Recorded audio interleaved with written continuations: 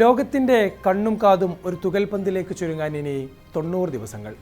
കെട്ടിലും മട്ടിലും പുതുമയുമായി ഖത്തറിൽ നിന്ന് അമേരിക്കൻ മണ്ണിലേക്ക് മോഹക്കപ്പ് പറന്നെത്തുമ്പോൾ ദിവസങ്ങൾ എണ്ണി കാത്തിരിക്കുകയാണ് ഫുട്ബോൾ ആരാധകർ. ലയണൽ മെസ്സിയെയും ക്രിസ്ത്യാനോ റൊണാൾഡോയെയും നെയ്മറിനെയും ഒന്നും ഇനിയൊരു ലോകകപ്പിന് കാണാനിടയില്ല. എന്നാൽ വർത്തമാനകാല സാഹചര്യം മറ്റെല്ലാ മേഖലയെയും പോലെ ഫുട്ബോളിലും ആശങ്കയുടെ കർമേഘം പടർത്തിയിട്ടുണ്ട്. ലോകം യുദ്ധഭീതിയിൽ പനിച്ചിരിക്കുമ്പോൾ ലോകത്തെ ഒരു കുടക്കീഴിൽ കൊണ്ടുവരുന്ന ഫിഫ ലോകകപ്പിൻ്റെ ഭാവി എന്തായിരിക്കും? പരിശോധിക്കാം. പശ്ചിമേഷ്യയിൽ കത്തിപ്പടരുന്ന യുദ്ധത്തിൽ നേരിട്ടോ അല്ലാതെയോ ഭാഗവാക്കായ 4 രാജ്യങ്ങളാണ് നിലവിൽ ലോകകപ്പിൽ പന്തു തട്ടാൻ യോഗ്യത നേടിയത്. ഇതിൽ അമേരിക്കയും ഇറാനും പരസ്പരം പോരടിക്കുമ്പോൾ സൗദി അറേബ്യയും ഖത്തറും ആക്രമണത്തിൻ്റെ മൂകസാക്ഷികളാണ്. ഇന്റർ കോണ്ടിനെന്റൽ പ്ലേ ഓഫ് കടന്ന് ഇറാഖ് കൂടി വിശ്വമേളയ്ക്ക് ടിക്കറ്റ് എടുത്താൽ ഈ പട്ടിക 5ആയി വരും. ഇതിനെല്ലാം പുറമെ അമേരിക്കയ്ക്കൊപ്പം സഹ ആതിഥേയത്വം വഹിക്കുന്ന മെക്സിക്കോയിലെ ജിയോ പൊളിറ്റിക്കൽ സാഹചര്യവും ഉയർന്ന ടിക്കറ്റ് നിരക്കുമെല്ലാം ഫിഫ ലോകകപ്പിന് മുന്നോടിയായി വാർത്താ തലക്കെട്ടുകളിൽ നിറയുന്നതാണ് നാം പോയ ദിനങ്ങളിൽ കണ്ടത്. അമേരിക്കയുടെയും ഇസ്രായേലിൻ്റെയും സംയുക്ത അറ്റാക്കിനിരയായ ഇറാൻ ലോകകപ്പിൽ പങ്കെടുക്കില്ലെന്ന് ഇതിനകം പ്രഖ്യാപിച്ചിട്ടുണ്ട്. തങ്ങളുടെ പരമോന്നത നേതാവ് ആയത്തുള്ള അലി ഖാംനെയി അമേരിക്ക വധിച്ചതിനാൽ അവിടെ നടക്കുന്ന ലോകകപ്പിൽ പങ്കെടുക്കാനാവില്ലെന്നാണ് ഇറാൻ കായിക മന്ത്രി അഹമ്മദ് ദുന്യാമലി പോയ ദിവസം അന്താരാഷ്ട്ര മാധ്യമങ്ങളോട് വ്യക്തമാക്കിയത്. ഫെബ്രുവരി 28-ന് US-ഉം ഇസ്രായേലും ഇറാനെതിരെ ഏകപക്ഷീയമായി ആക്രമണം ആരംഭിച്ച ശേഷം ടൂർണമെന്റിലെ ടീമിന്റെ പങ്കാളിത്തത്തെക്കുറിച്ച് അഭ്യൂഹങ്ങൾ ഉയർന്നു കേട്ടിരുന്നു. കായിക മന്ത്രിയുടെ പ്രസ്താവനയോടെ ഇതിനൊരു വ്യക്തതയാണ് വന്നിരിക്കുന്നത്. ലോകകപ്പിൽ ബെൽജിയം, ന്യൂസിലൻഡ്, ഈജിപ്ത് ഉൾപ്പെട്ട ഗ്രൂപ്പ് ജിയിലാണ് ഇറാന്റെ സ്ഥാനം. അമേരിക്കയിലെ ലോസ് ആഞ്ചൽസിലും സിയാറ്റിലുമാണ് ഏഷ്യൻ കരുത്തരുടെ മത്സരങ്ങൾ ഷെഡ്യൂൾ ചെയ്തിരുന്നത്. ജൂൺ 15-ന് ലോസ് ആഞ്ചൽസിൽ ന്യൂസിലാൻഡിനെതിരെയാണ് ഇറാന്റെ ആദ്യ മത്സരം. അതേസമയം ലോകകപ്പിൽ നിന്ന് അവസാന നിമിഷം പിന്മാറിയാൽ കടുത്ത സാമ്പത്തിക നഷ്ടം ഇറാന് നേരിടേണ്ടി വരും. ഏകദേശം 200 കോടിയോളമാണ് ഇറാൻ ഫുട്ബോൾ ഫെഡറേഷന് ത്യജിക്കേണ്ടി വരിക. ലോകകപ്പിന് യോഗ്യത നേടുന്ന രാജ്യങ്ങൾക്ക് മുന്നൊരുക്കത്തിനായി 13 കോടിയാണ് ഫിഫ നേരത്തെ വാഗ്ദാനം ചെയ്തിരുന്നത്. ഇതിനു പുറമെ ഗ്രൂപ്പ് ഘട്ടത്തിൽ പുറത്താകുന്നവർക്ക് ഏകദേശം 83 കോടി സമാശ്വാസമായും ലഭിക്കും. കടുത്ത തീരുമാനത്തിലേക്ക് പ്രവേശിച്ചാൽ ഈ ഭീമൻ തുക ഇറാന് കയ്യെത്താ ദൂരത്താകും. ലോകകപ്പ് ഉപേക്ഷിച്ചാൽ പരസ്യ വരുമാനത്തിലടക്കം ഗണ്യമായ നഷ്ടം വേറെയും ഉണ്ടാകും. ഏഷ്യയിലെ തന്നെ ഉയർന്ന റാങ്കിങ്ങിലുള്ള ഇറാന്റെ പിന്മാറ്റം ലോകകപ്പിന്റെ ശോഭ കെടുത്തുമെന്ന കാര്യത്തിൽ തെല്ലും സംശയമില്ല.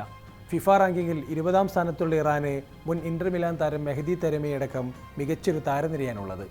1978 മുതൽ 7 തവണയാണ് ഇറാൻ ലോകകപ്പിന് യോഗ്യത നേടിയത്. 2014 ബ്രസീൽ ലോകകപ്പ് മുതൽ തുടർച്ചയായി ഏഷ്യയെ പ്രതിനിധീകരിച്ച് ഇറാൻ ലോകകപ്പിൽ പന്തു തട്ടിയിട്ടുണ്ട്.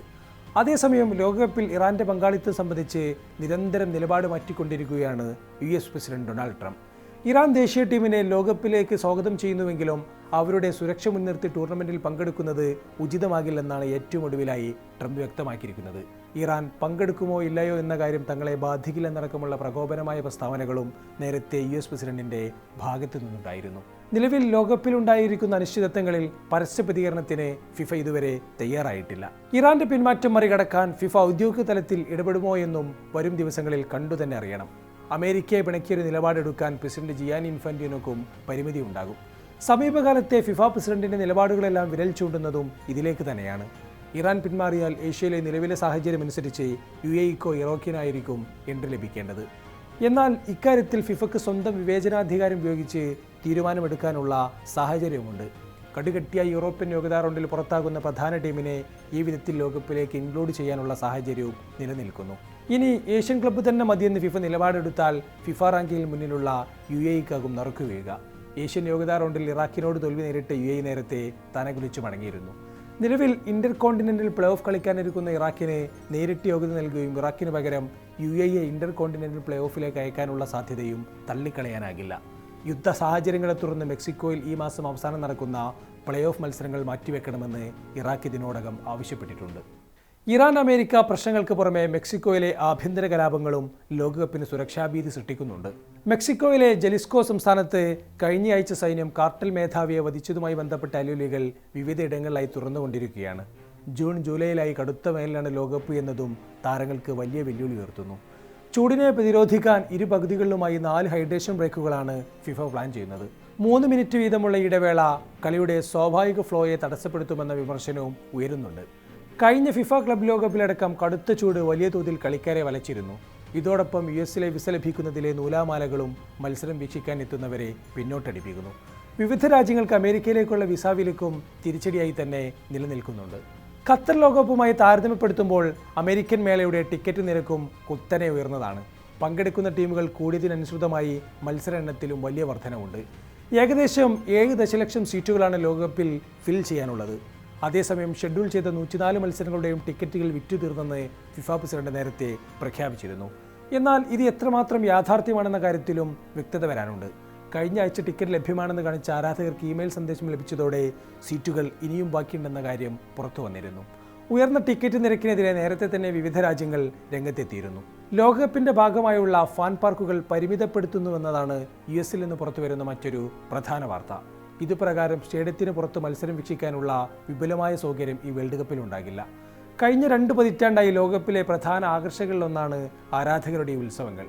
വിവിധ രാജ്യങ്ങളിൽ നിന്നെത്തുന്ന ആയിരക്കണക്കിന് ഫുട്ബോൾ പ്രേമികളാണ് ഇങ്ങനെ വിശ്വമേളയുടെ ഭാഗമായി ഒത്തുചേരാറുള്ളത്. പോയ ഖത്തർ ലോകകപ്പിലൊക്കെ ഫാൻ പാർക്കുകൾ ആഗോളതലത്തിൽ ശ്രദ്ധിക്കപ്പെട്ടിരുന്നു.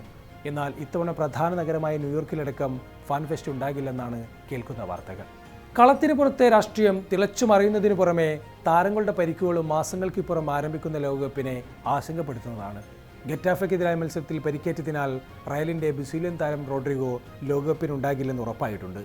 ACL ഇഞ്ചുറിയെ തുടർന്ന് താരത്തിന്റെ മടങ്ങിവരവിന് 10 മാസത്തോളം എടുക്കുമെന്നാണ് റിപ്പോർട്ടുകൾ. കാർലോ ആഞ്ചലോട്ടിക്ക് കീഴിൽ കിരീടം ലക്ഷ്യമിടുന്ന കനറിപ്പടക്ക് ഒട്ടും പോസിറ്റീവല്ല റോഡ്രിഗോയുടെ ഇഞ്ചുറി.